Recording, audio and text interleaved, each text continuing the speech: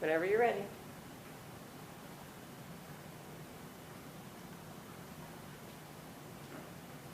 Hey, I'm Jake Taylor, and I'm sure many of you guys either have pets or know somebody in your family that has a pet, but I'm not sure that many of you consider them to be on the same psychological status as your siblings or even your parents.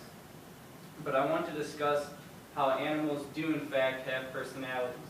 And some examples I'm going to use are Darwin's view on personality with animals, wolves and dogs' behaviors, and an example called Susie. So before I dive into my examples, I just want to go over, I just want to make sure I have a better understanding of what personality was. And during my research, I actually found out that there's multiple definitions of what personality is. And according to Merriam-Webster, they actually have three definitions. And one is the quality or state of being a person. Another is characteristics or traits that make someone unique. And the third is a person of importance, prominence, or notoriety. Excuse me. Now we're going to go over the first two. The third one's not going to be really relatable to the research I went over. So my first point I want to go over is Charles Darwin. That's a picture of him. And he's a famous naturalist. I don't know if you guys know, but he came up with the theory of natural selection. Just many others, but that's just the big one. And he actually supports the idea of animals having personality. And according to Dr. Samuel Gosling, in his article named "Animals Have Personalities, Emotions, and Thoughts, Just as Humans Do," he quoted Darwin by saying, Darwin himself argued that emotions exist in non-human animals, and his evolutionary theory suggests that behavioral traits including personality can evolve like fins and arms, which I thought was really interesting because, I mean, if you think about it, a lot of people change their personality whether they want to or not based off maybe a traumatic event. You know, they might be more shy, or just maybe they're energetic due to another event in their life. So whether they want to or not, they have their events. They change their personality sort of. So that's kind of my take off of that. And Gosling quotes Darwin further to say that studying animals' personality could help us understand more about human personality, which I thought was interesting. I didn't quite understand, but I don't know, I just thought it is kind of an interesting point. So next I want to start with the wolves. There's groups of wolves when they stay together, and they're called packs. And within those packs, there's different social classes. Alpha being the top, beta being kind of the middle, and the lowest being omega.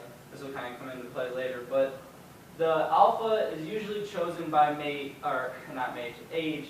And a lot of people, that's what a lot of people think, but there's some research going around that it's not necessarily picked by age. A lot of it could be due to whether their character traits is, if they're comforting to the pack or can keep them under control. Not necessarily size or you guys see in the movies, the top dog or the biggest, meanest wolf is usually the alpha. That's not always the case. Sometimes it's the wisest or a different personality trait. So, and also to tag on, I saw in my research that the wolves show different personalities to not necessarily in their each class, but different classes. So a lot of them show the most aggression towards the omega, which is the lowest, sometimes to the extreme where the point where the omega gets kind of outcasted from the group just due to the aggression from the other wolves. So I thought that was kind of interesting too.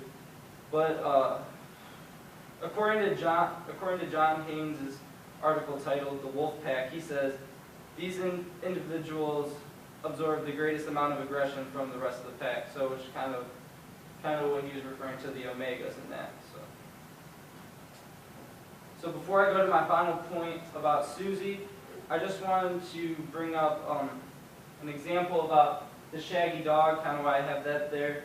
And in the article, "What Are Animals?" Clive tells the story about it, which basically the story goes, the parents and the kid, they own this dog, just a family dog, and the parents go to work, the kid goes to school, and the dog's, just roaming around the house, and it knocks over a vase. And the dog, just knocks it over, just running around or whatever, and goes about its day. And then when the parents come home from work and the kid comes home from work, the dog comes in like any normal dog would, tail wagging, happy to see the parents. And they say this could be because the dog doesn't show like a characteristic if a kid broke the vase while the parents were away, so they think that it would be a point saying that the dog or animals don't have personalities. But I was thinking through other research that I did, it could be that the dog just never learned that breaking a vase was bad, because if you think about it, when we were younger we would do stuff that we weren't supposed to do, like eat glue, but we didn't know that it was bad for you until someone told us or punished us. So that's what I think is another reason, kind of counteracting the shaggy dog example.